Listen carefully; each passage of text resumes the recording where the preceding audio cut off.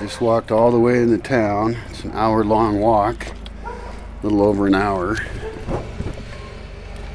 Hour 15 minutes. And I still got to walk home. And the cash machine that I wanted to visit says there's no money in it. That's annoying. There's one other cash machine in town. I will go to that one. I will try it that one. It did not work last time. Hopefully it'll work this time. I think I might have used the wrong pin.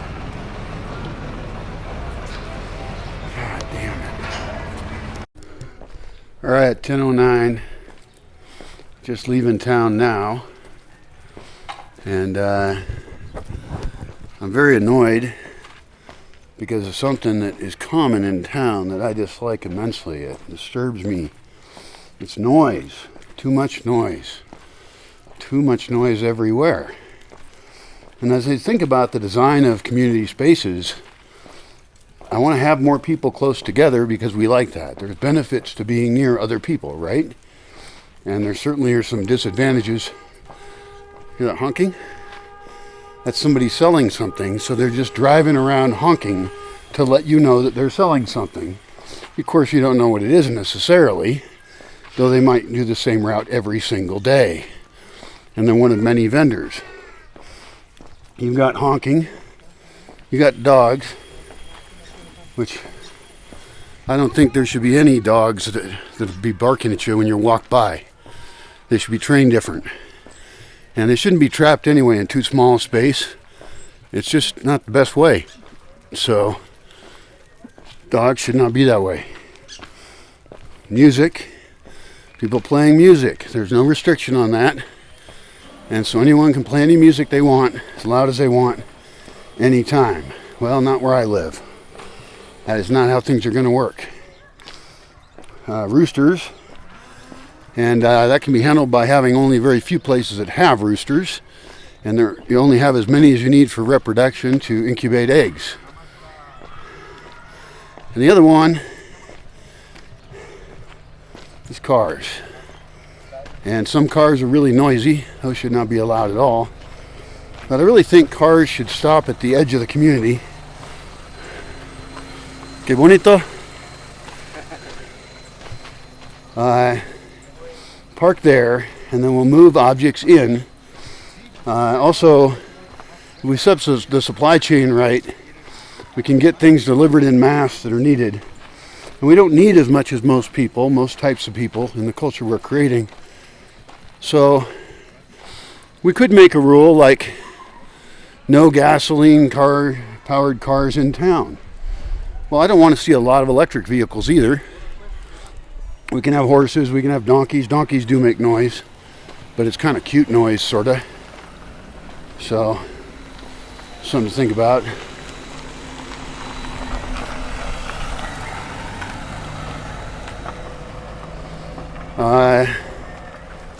People talking, I think, is an interesting topic. Like, I had one visitor who just talked really loud all the time. And I probably talk a little extra loud. I have some hearing damage. I have a hard time hearing. But I think there can be spaces in which talking loudly is fine. I'm passing a school here, and one of their source of noise is children. Children should have a place to be noisy in, and that's great. And then they should be quiet in other places. And there should probably be some places where there's no children at all. You know, I'm not trying to restrict the children. I'm trying to put them in the ideal location where they can be themselves and scream their asses off like that. And adults too, you know. You could have a basketball court where they can yell at each other while they're playing basketball. Fine.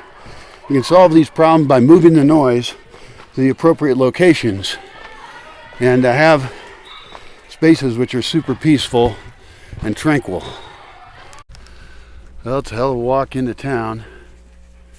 It's now 11:19. I left at 8.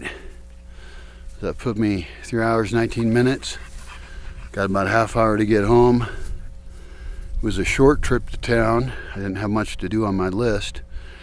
So really it adds up to, I can guess it at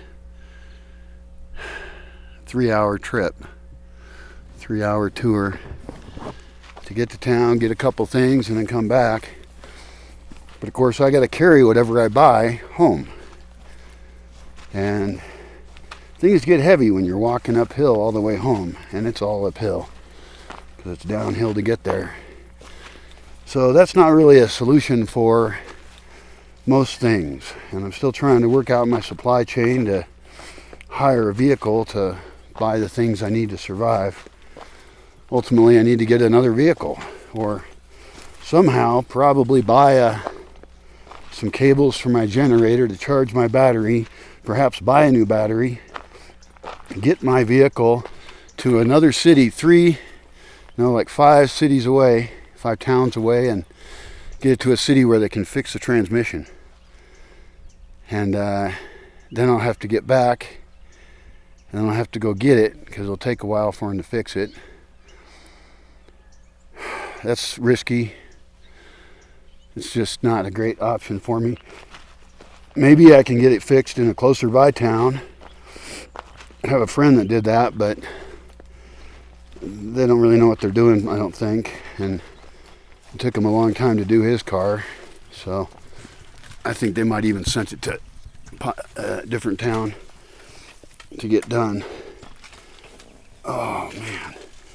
And the other thing is that walk isn't real pleasant because it's in the hot sun, most of it. I'm getting into shade now. Intermittent shade from here on in, which is nice. It's also really rocky. A lot of it is across things that want to twist your ankle. They're kind of dangerous, and I can't really afford to get injured right now. And so some people will say, oh, a 3-hour walk is nothing. Well, a 3-hour drive is a big drive. I mean, people make dumb comments all the time, but a 3-hour walk to get something basic is actually pretty far, especially when you have to carry it all home. Like somebody commented, one of my videos, I was talking about getting a bag of dog food, which is about a 40-pound bag, or 40 kilos, I'm not sure. Oh no, it's not 40 pounds, it must be 80 pounds, or I don't know what it is. A big bag of dog food, and using a wheelbarrow, and they were like, well, you can do that. And I was like, fuck that shit. Ignorant comments. When I say life is difficult, I'm a guy who's spent 20 years out in the forest, over that now, and I know what difficult is and isn't. And so nobody should be writing me from their fucking apartment about how I should do better, do things different, because they don't know crap. God, I'm so negative. It's just such a bad attitude, really. I'm sorry. I'm so sorry.